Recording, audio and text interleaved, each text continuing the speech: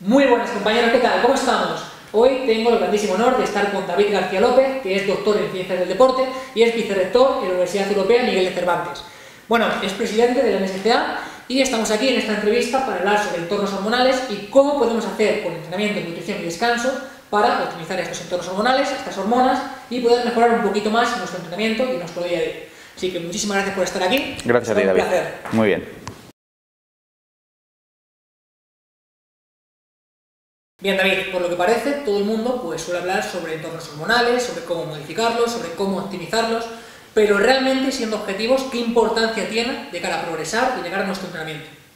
Bien, lo cierto es que, en contra de lo que mucha gente puede pensar, la ciencia dice, a día de hoy, que realmente el rol o el papel de los entornos hormonales que podemos conseguir naturalmente modificando los parámetros de la sesión de entrenamiento son poco relevantes, es decir, es poco importante a la hora de, por ejemplo, conseguir a la larga ganar masa muscular o ganar fuerza.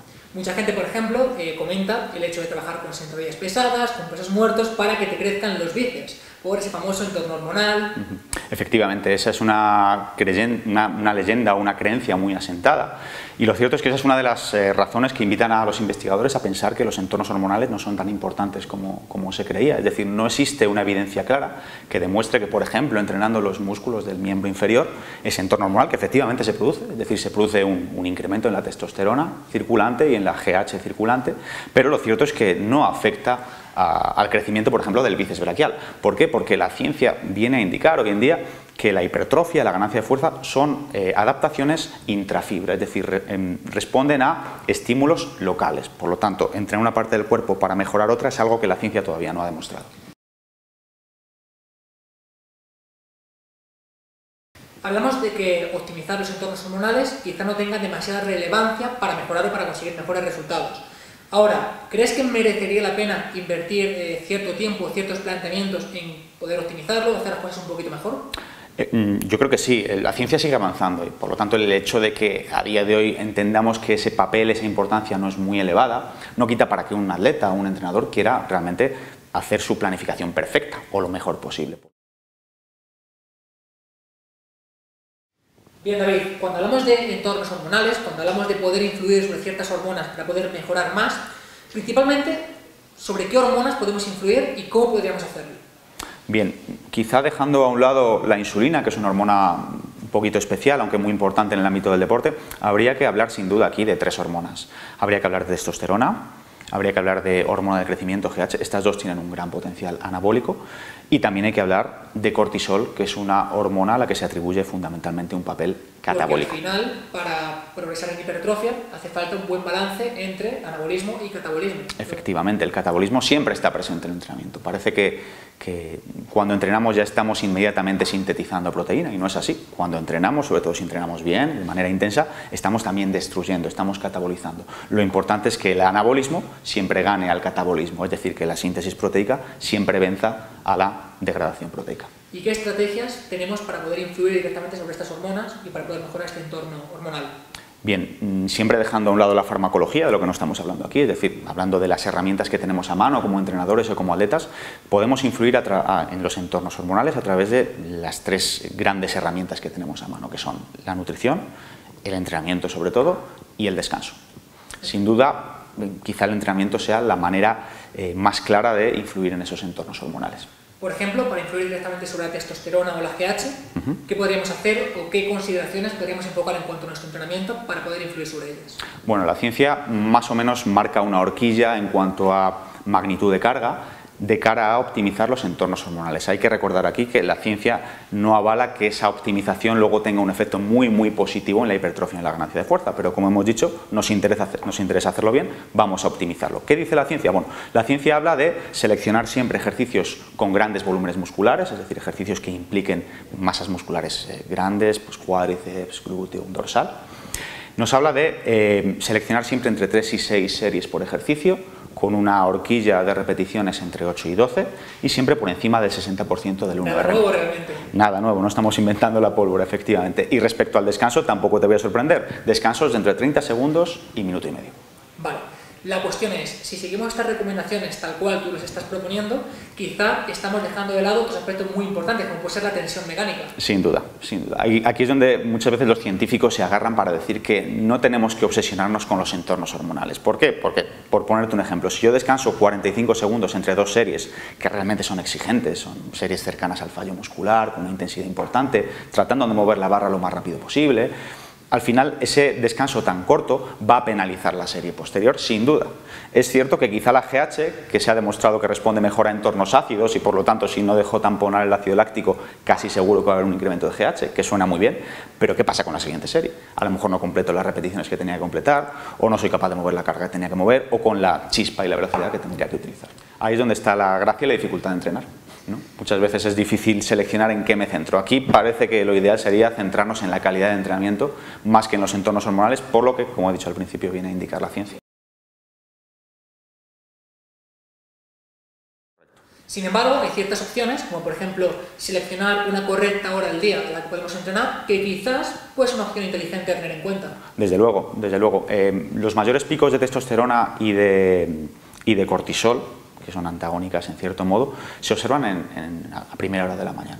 Es decir, hablando de una persona que tiene un horario normal, es decir, que duerme sus 7 horas, se levanta a las 7:30, a las 8, en ese momento, tras varias horas de ayuno, es cuando se observan los mayores niveles de testosterona. Sin embargo, las mayores respuestas de testosterona, es decir, los mayores incrementos se han observado a media tarde, última hora de la tarde. Por lo tanto, si tenemos posibilidad de hacerlo, lo ideal, según la ciencia, sería entrenar siempre a media tarde, última hora de la tarde, con una temperatura corporal un poquito mayor y una mayor respuesta de las hormonas anabólicas. Por ejemplo, a partir de las 6, quizás, 6, Perfecto. 7... Hablando siempre de una persona con un horario normal, es decir, que haya descansado por la noche 7 horas, se haya levantado a las 8 y haya seguido un patrón nutricional habitual. Pero esto no se puede tener en cuenta, por ejemplo, en personas que trabajan de noche y demás. Es decir, hay gente que no puede hacer esto. Yo, por ejemplo, no puedo entrenar a las 6 de la tarde, tengo que entrenar a las 7 de la mañana. Bueno, ya hemos visto. ¿Igualmente crees que la mejora del rendimiento podría ser por el aumento de la temperatura corporal o por, de nuevo, los entornos hormonales de los que estamos hablando? Realmente es un compendio de factores. La ciencia a día de hoy no ha sido capaz de desgranar realmente qué es lo importante en este sentido.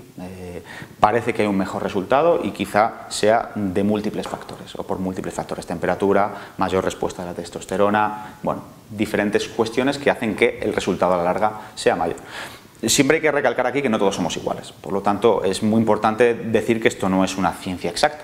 Es decir, yo conozco deportistas que llevan toda la vida entrenando a primera hora de la mañana y casi en ayunas, fíjate lo que estoy diciendo, para una ganancia de masa muscular, y obtienen buenos resultados. El descanso es muy importante a la hora de optimizar estos entornos hormonales, sobre todo en lo que se refiere a dos hormonas, a la hormona del crecimiento y al cortisol. En cuanto a la hormona del crecimiento hay que tener en cuenta que la mayor liberación de esta hormona anabólica se produce durante la noche, en las fases 3 y 4 del sueño no profundo. Por lo tanto, hay que descansar de manera adecuada, hay que dormir nuestras horas por la noche, hay que estar tranquilos y dormir bien. ¿Eres partidario del uso de algún tipo de suplementación para potenciar este descanso, por ejemplo? Bueno, en principio si los patrones nutricionales son correctos, si nuestra vida es ordenada y está carente de estrés excesivo, por ejemplo, por temas laborales o de estudios, en principio no haría falta. Pero en caso necesario, hoy en día la ciencia avanza y ofrece ayudas siempre con un control médico, por supuesto, que nos permiten conciliar el sueño de manera más adecuada, desde luego, ¿por qué no? Incluso, por ejemplo, la famosa práctica española de la siesta, pues distintos estudios han demostrado que tiene un efecto positivo en la reducción de los niveles de cortisol. Por lo tanto, incluso en aquellas personas que no son capaces de dormir un número de horas adecuado, el tomar una siesta después de comer, no muy larga, puede ser beneficioso para reducir los niveles de esta hormona catabólica. ¿Aproximadamente de qué duración sería interesante echarse una siesta, por ejemplo? Pues lo que todos sabemos, entre 20 y 30 minutos. Entre 20 minutos. Conseguimos ese efecto positivo sobre el cortisol y tampoco nos descuadra todo el horario diurno.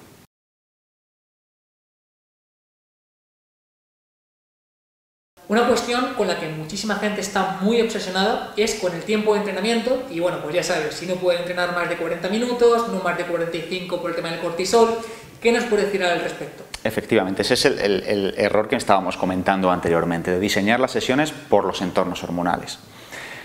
La gente que dice que no podemos pasarnos de 45 minutos tiene como argumento el hecho de que los niveles de cortisol aumentan cuando estoy haciendo ejercicio, sobre todo sin una buena disponibilidad de glucosa y aminoácidos. Por lo tanto, no hay ningún problema entrenar durante más de una hora, hora y media, siempre que cuide un poco la disponibilidad de aminoácidos y de glucógeno, porque al final el cortisol es una respuesta natural a las sesiones de entrenamiento, incluso tiene buena correlación los niveles de cortisol con la hipertrofia posterior, por lo tanto es un efecto secundario que hay que experimentar, no tenemos que obsesionarnos con los 40 minutos. Bien, David, hemos comentado sobre los diferentes aspectos para poder potenciar estos entornos hormonales y hemos hablado del entrenamiento, hemos hablado del descanso y queda un punto que es muy importante y es cómo podría afectar la nutrición o cómo optimizarla para poder mejorar estos entornos y poder progresar pues, un poquito más. Bien, en principio una dieta equilibrada, una dieta balanceada asegura una respuesta hormonal adecuada. Por lo tanto, si tenemos una ingesta correcta de principios inmediatos, vitaminas y minerales, no tendríamos por qué tener ningún problema.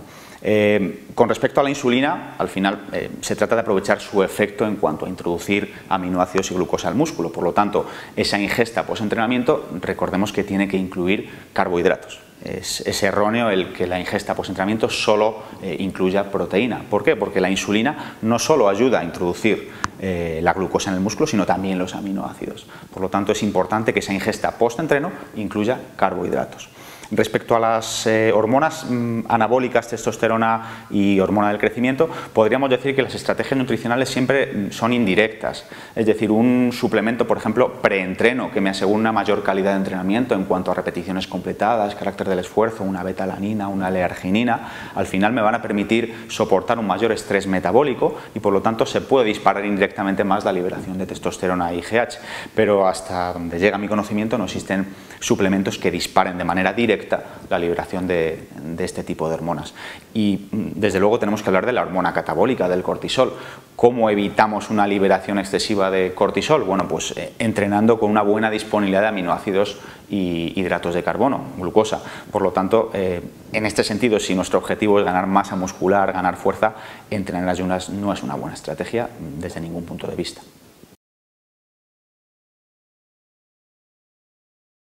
Esa es una pregunta muy interesante también sobre la que hay muchas leyendas urbanas y hay mucho comentario de vestuario, como digo yo. Hay dos autores muy prolíficos en el tema de entornos hormonales, que son Phillips y West, son canadienses, de la Universidad de McMaster, y hablan de una síntesis proteica aumentada durante las 48 horas posteriores a una sesión de entrenamiento intensa. Por lo tanto, esa ventana de la media hora que muchas veces se escucha, ¿no? Durante la media hora posterior a la sesión tienes que tomarte un batido de whey protein con no sé qué. Bueno, no hay que ser tan radical. Es decir, si he entrenado bien, la ventana anabólica dura.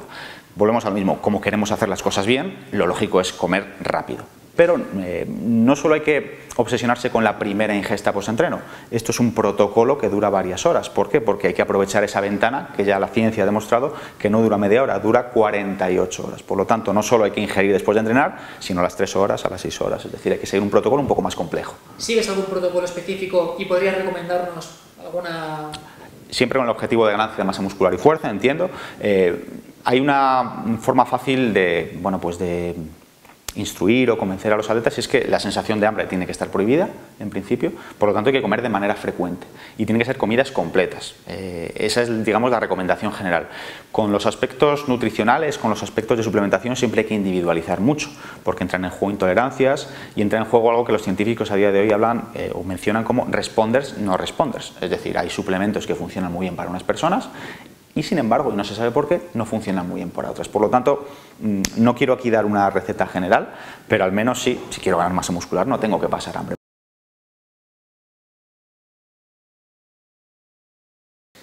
Ya para concluir, me gustaría que nos comentaras o que nos arrojaras un poquito de luz en cuanto a las células satélite y su vinculación con la hipertrofia muscular, la fuerza y bueno, pues que nos cuentes un poquito al respecto. Sí, realmente la ciencia avanza a pasos agigantados en fisiología del ejercicio, en el ámbito del entrenamiento, por ejemplo, el entrenamiento orientado a la ganancia de masa muscular, y a día de hoy pues parece que hemos superado la moda de la miostatina, por ejemplo el gen de la miostatina que bloquea la respuesta hipertrófica, incluso el IGF-1, el factor de crecimiento análogo a la insulina, también se ha demostrado que quizá no sea tan importante como parecía. A día de hoy parece que la lupa de la ciencia está sobre las células satélite. ¿Qué son las células satélite? Las células satélite son unas células musculares indiferenciadas, es decir, no tienen color, para que lo entendamos, que con un cierto estímulo mecánico son capaces de transformarse y de aportar material genético a células vecinas, sean de tipo 2 o sean de tipo 1.